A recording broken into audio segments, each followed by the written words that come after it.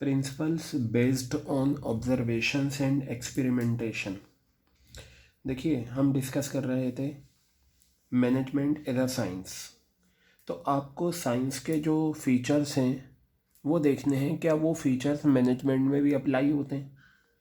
जैसा हमने देखा मैनेजमेंट एज एन आर्ट करा, मैनेजमेंट एज अ प्रोफेशन करा, तो इनके जो भी फीचर्स थे हमने ये ऑब्ज़र्व करे कि क्या ये फीचर्स मैनेजमेंट में पाए जा रहे हैं। In the same fashion, we will see whether features of science are applicable in management or not. तो चलिए हम देखते हैं principle based on observations and experimentation. जो साइंटिस्ट होते हैं वो क्या करते हैं बेटा? Scientist perform legal logical observation before driving any principle और थ्योरी। साइंटिस्ट क्या करते हैं? लॉजिकल ऑब्जर्वेशन किसी भी प्रिंसिपल को बनाने से पहले या किसी भी थ्योरी को बनाने से पहले वो सारी चीज़ें क्या करते हैं? ऑब्जर्व करते हैं। They are very objective while doing the observation, ठीक है। But when managers are observing they have to observe human beings, ठीक है। देखिए, जब मैनेजर्स ऑब्जर्व करते हैं तो उन्हें ऑब्जर्व करना होता है किसे? ह्यूमन बींग्स को। और ह्यूमन बींग्स की जो ऑब्जर्वेशन है वो लॉजिकल नहीं हो सकती प्योरली, बिकॉज हर इंसान का मिजाज अलग है, हर इंसान का बिहेवियर अलग है, हर इंसान का काम करने का तरीका अलग है, ठीक है। तो इस सेंस में हम ये कह सकते हैं कि ये जो फीचर है ऑब्जर्वेशन और एक्सपेरिमेंटेशन वाला, ये प्रिंसिपल, ये फीचर मैनेजमेंट में अप्लाई नहीं होता, ठीक है। तो ये एक फीचर करा सिस्टमेटिक बॉडी ऑफ नॉलेज, दूसरा principal based on observations and experimentation. तो बेटा अब यहाँ देखिए दो फीचर्स और हैं मैनेजमेंट एज अ साइंस के। यूनिवर्सल वैलिडिटी, इसका क्या मतलब है? प्रिंसिपल्स ऑफ साइंस, साइंस के जो प्रिंसिपल हैं वो यूनिवर्सली एप्लीकेबल हैं। जैसे न्यूटन लॉ है, तो इसका मतलब ये नहीं है कि न्यूटन का लॉ सिर्फ हिंदुस्तान में एप्लीकेबल है, पूरी दुनिया में एप्लीकेबल है। और भी साइंस के और प्रिंसिपल्स होते होंगे, थ्योरीज होती होंगी साइंस की जो पूरी दुनिया में एप्लीकेबल है। और ये प्रिंसिपल्स आप अप्लाई कर सकते हैं हर जगह, हर सिचुएशन में। जैसे प्रिंसिपल ऑफ ग्रेविटेशन, क्लियर हो गई बात। तो ये जो यूनिवर्सल वैलिडिटी है, पहले हम ये बताएंगे यूनिवर्सल वैलिडिटी साइंस का एज ए फीचर क्या है, फिर हम ये देखेंगे क्या ये यूनिवर्सल वैलिडिटी आपका मैनेजमेंट में अप्लाई हो रहा है या नहीं।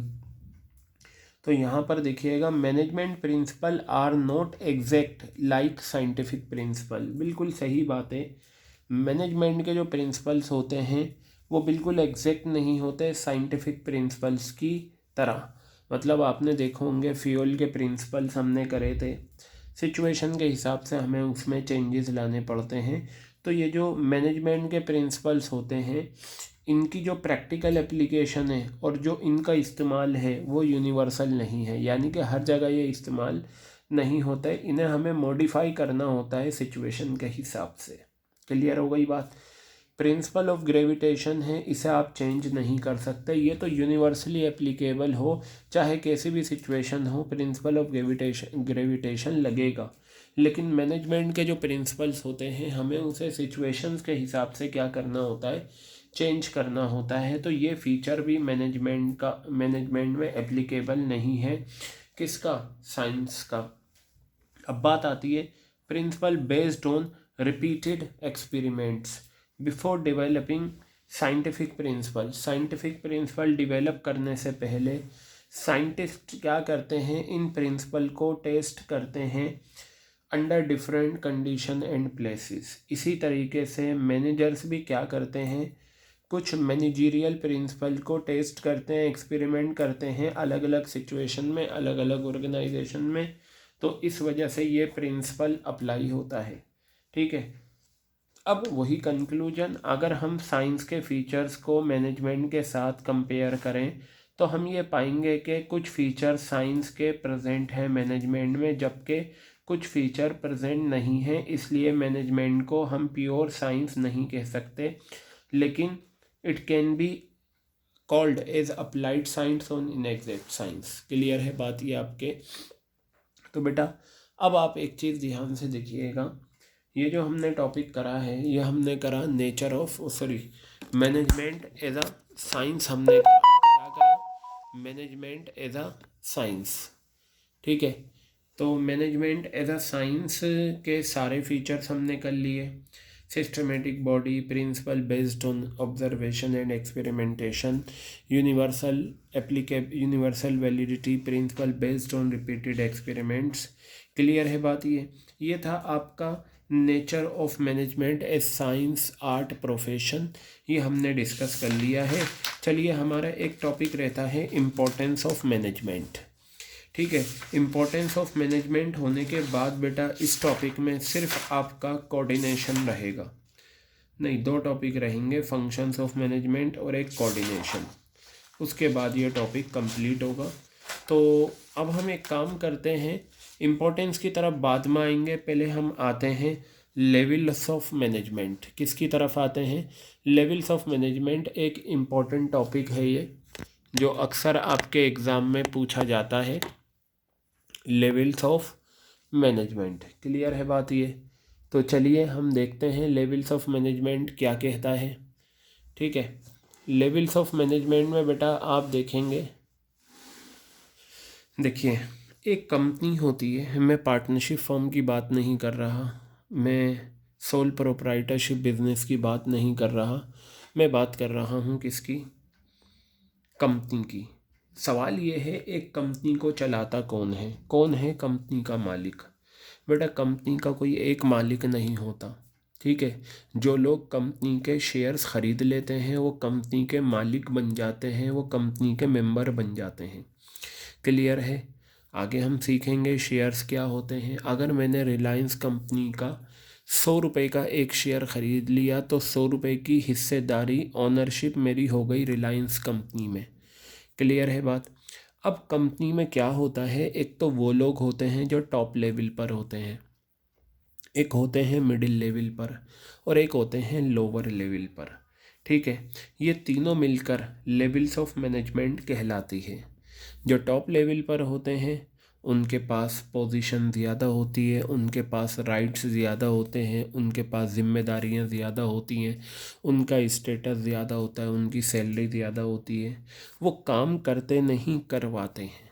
ठीक है, वो काम करते नहीं करवाते हैं। अब आप ये देखिए, ये जो अंबानी है, ठीक, अब सवाल ये है, तो फिर एक ऑर्गेनाइजेशन में सबसे टॉप पोजीशन, अच्छा सवाल ये है ऑर्गेनाइजेशन को, कंपनी को चलाता कौन है? बेटा कंपनी को चलाते हैं board of directors. Board of directors, ये लोग चलाते हैं कंपनी को। ठीक है, पूरी कंपनी की जिम्मेदारी इन लोगों के हाथ में होती है, बोर्ड ऑफ डायरेक्टर्स। अब ये बोर्ड ऑफ डायरेक्टर्स में जो सबसे टॉप कुछ लोग होते हैं इसमें, ठीक है, उसमें जो टॉप पोजीशन होती है वो चेयरमैन के पास होती है। क्या होती है? चेयरमैन। जैसे मैं बात करूं, रिलायंस इंडस्ट्रीज लिमिटेड RIL, इसका चेयरमैन कौन है? मुकेश अंबानी। ठीक है, विप्रो कंपनी है, विप्रो का नाम आपने सुना होगा, विप्रो कंपनी का चेयरमैन कौन है? अजीम प्रेम जी है। टाटा का रतन टाटा है। इसी तरीके से और भी बहुत सारी कंपनीज हैं, उनका जो चेयरमैन होता है वो सबसे टॉप पोजीशन पे होता है। फिर इसके बाद और भी बहुत सारे लोग आते हैं। तो चलिए देखते हैं, यहाँ पर देखिए ये आया एक चेयरमैन। जितने भी चीफ होते हैं, देखिए आप ऐसे याद रखिए, चेयरमैन तो आएगा ही आएगा, जितने भी डायरेक्टर हैं और जितने भी चीफ हैं, चीफ कौन कौन से होते हैं? एक नाम आपने बहुत सुना होगा, चीफ एग्जीक्यूटिव ऑफिसर, CEO। जैसे गूगल कंपनी का CEO है सुरेंद्र पिचाई। इसी तरीके से माइक्रोसॉफ्ट का भी इंडियन बोर्न पर्सन है जो CEO है। ठीक है, इसी तरीके से होता है chief financial officer, chief operating officer, chief marketing officer. आपको कैसे याद रखना है? आप तो ये याद रखो, सारे चीफ टॉप लेवल में आएंगे, ये आ गए। ठीक है, चेयरमैन इसमें आ गया। जितने भी प्रेसिडेंट वाइस प्रेसिडेंट हैं, देखिए president vice president, managing director किसी भी तरीके के, मैनेजिंग डायरेक्टर हो, इंडिपेंडेंट डायरेक्टर हो, ठीक है। डायरेक्टर की कोई सी भी कैटेगरी हो, सबके सब इसमें आते हैं। मैनेजर नहीं आते टॉप लेवल में। टॉप लेवल में जो लोग होते हैं वो कंपनी को चलाते हैं। क्लियर हो गई बात ये। मुकेश अंबानी की कंपनी में अगर मान लीजिए 20,000 एम्प्लॉइज़ काम करते हैं, तो मुकेश अंबानी को 20,000 एम्प्लॉइज़ से ये नहीं पूछना कि तुमने काम क्या करा है। मुकेश अंबानी तो उसके नीचे जो 4 लोग लगे हुए हैं उनसे पूछेगा, भाई बताओ क्या चल रहा है। और वो उन 4 लोगों के नीचे जो 10 लोग लगे हुए हैं, वो 4 लोग उन 10 लोगों से पूछेंगे। ठीक है। अब ये देखो, ये अंबानी है, ये रहा। अंबानी क्या करेगा, अपने अंडर में जो 4 लोग हैं, ये आपके आ गए ABC, इनसे कहेगा भाई रिपोर्ट दो क्या हो रहा है। ठीक है। और इस ए के अंडर में 3 लोग आते हैं, ए इन तीनों से पूछेगा, फिर इस तरीके से चेन चलती रहती है। ठीक है। तो बताया टॉप लेवल में कौन आया, ये सारे लोग आ गए। टॉप लेवल में याद करने का तरीका, प्रेसिडेंट चाहे वाइस प्रेसिडेंट हो, प्रेसिडेंट हो, डायरेक्टर चाहे इंडिपेंडेंट हो, मैनेजिंग हो या डायरेक्टर हो, चीफ, सारे इसके अंदर आ जाएंगे। ठीक है। तो बताया in a company the whole relationship between managers and subordinates is arrange in a series of levels in a company. इस लाइन को आप हटा दें। ठीक है। और आप ये ले लीजिएगा, लेवल्स ऑफ मैनेजमेंट की डेफिनेशन क्या है। पता है लेवल्स ऑफ मैनेजमेंट में क्या क्या आता है, top level, middle level, lower level. There is a chain of authority responsibility relationship, this chain is called levels of management. ये आपके ऑथोरिटी रेस्पॉन्सिबिलिटी जब समझेंगे तब मीनिंग समझ में आएगा। फिलहाल मैं आपको बता रहा हूँ, एक कंपनी में 3 तरह की लेवल होती हैं। एक तो टॉप लेवल होता है जिसमें सारे सीनियर पोजीशन के लोग आते हैं, directors, president, vice president, MD वगैरह ये सब। अब आता है मिडिल लेवल। मैंने आपको एक बात बताई थी, जब हम छोटे लेवल पर काम करते हैं तो अकेला पर्सन बिजनेस कर रहा है, जैसे सोल प्रोप्राइटरशिप बिजनेस, तो वो अकेला पर्सन ही मैनेजर होता है, वही मालिक है, वही नौकर है, सब कुछ वही करता है। वो अपनी हेल्प के लिए लेबर को रख सकता है। ठीक है। अब एक चीज़ सुनिए, जब छोटे लेवल पे बिज़नेस होता है तो अलग अलग डिपार्टमेंट्स बनाने की ज़रूरत नहीं होती। लेकिन याद रखना, जहाँ हमारा बिज़नेस ग्रो करेगा, जहाँ हमारा बिज़नेस बड़ा होगा, तो फिर हमें डिपार्टमेंट्स क्रिएट करने पड़ते हैं। जितनी भी बड़ी कंपनीज होती हैं, हर कंपनी में अलग अलग डिपार्टमेंट्स होते हैं, किसी में कम होते हैं, किसी में ज़्यादा होते हैं। जैसे मैं आपको बताता हूँ, मान लीजिए परचेज डिपार्टमेंट, एक डिपार्टमेंट आ गया परचेज। एक बहुत बड़ी कंपनी है, उसमें एक डिपार्टमेंट है फाइनेंस, एक है परचेज, फिर एक है प्रोडक्शन, फिर एक है सेल्स, एक है मार्केटिंग डिपार्टमेंट, फिर है एक HR डिपार्टमेंट, फिर है एक टेक्निकल डिपार्टमेंट। इतने सारे डिपार्टमेंट हो गए। तो कंपनी में जितना भी प्रोडक्शन परचेज होगा वो परचेज डिपार्टमेंट देखेगा, प्रोडक्शन वाला प्रोडक्शन करेगा, सेल्स वाला बेचेगा, मार्केटिंग वाला मार्केटिंग करेगा, HR वाला एम्प्लॉइज़ का रिक्रूटमेंट करेगा, टेक्निकल वाला कंप्यूटर से रिलेटेड जो भी परेशानियां हैं वो देखेगा। क्लियर है। हर डिपार्टमेंट का एक हेड होता है। ठीक है। उसे डिपार्टमेंट हेड बोलते हैं, या डिपार्टमेंट इंचार्ज बोलते हैं, या डिपार्टमेंट मैनेजर। अगर प्रोडक्शन डिपार्टमेंट का जो एक पर्सन होता है जिसे हम कमान देते हैं इस डिपार्टमेंट की, उसे हम बोलते हैं प्रोडक्शन मैनेजर। आप प्रोडक्शन मैनेजर को इंचार्ज भी बोल सकते हैं, यानी कि प्रोडक्शन इंचार्ज, या आप इसे हेड भी बोल सकते हैं, प्रोडक्शन हेड। क्लियर हो गई बात। आप प्रोडक्शन हेड बोलिए या प्रोडक्शन इंचार्ज बोलिए। तो देखिए इसमें कौन आता है, मिडिल लेवल में सारे मैनेजर्स आते हैं, HR manager, marketing manager, operation manager, production manager. ठीक है। फाइनेंस मैनेजर ये आ गए, plant superintendent, purchase department head. अब ये जो परचेज डिपार्टमेंट हेड है ना, इसे आप परचेज मैनेजर भी बोल सकते हैं। ठीक है। क्या बोल सकते हैं, परचेज मैनेजर। और सेल्स डिपार्टमेंट हेड को आप बोल सकते हैं सेल्स मैनेजर।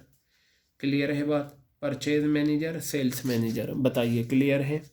अब बेटा एक कंपनी में तो वो लोग होते हैं जो टॉप पर होते हैं, ये ऑफिस आते हैं, और ये काम करते हैं, लेकिन ये काम फिजिकल वाला नहीं करते। ये क्या करते हैं?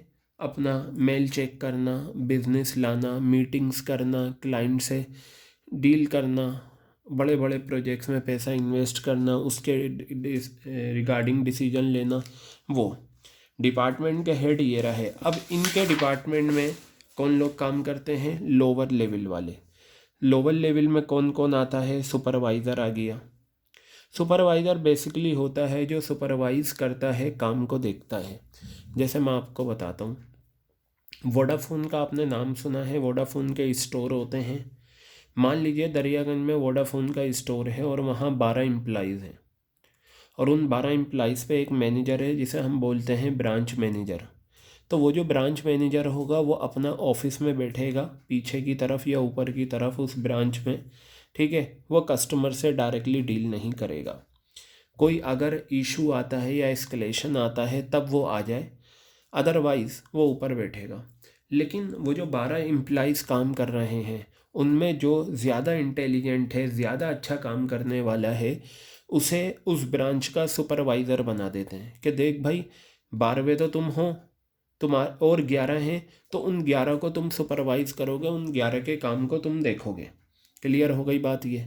तो वो जो 11 के कामों को देखेगा तो वो 12वां पर्सन क्या कहलाएगा? सुपरवाइज़र। इस तरीके से ये बहुत सारे लोग होते हैं। क्लियर हो गई बात ये? अब focus of management function at different level, यानी कि मैनेजमेंट के जो फंक्शन होते हैं 5 फंक्शन, उनका डिफरेंट लेवल पे क्या फोकस है। टॉप लेवल वाले जो होते हैं वो प्लानिंग और ऑर्गेनाइजिंग करते हैं। मिडिल लेवल वाले स्टाफिंग करते हैं। सुपरवाइजरी लोअर लेवल पर डायरेक्टिंग और कंट्रोलिंग होती है। अब हमें क्या पढ़ना है? इन तीनों के फंक्शंस पढ़ने हैं। क्लियर है?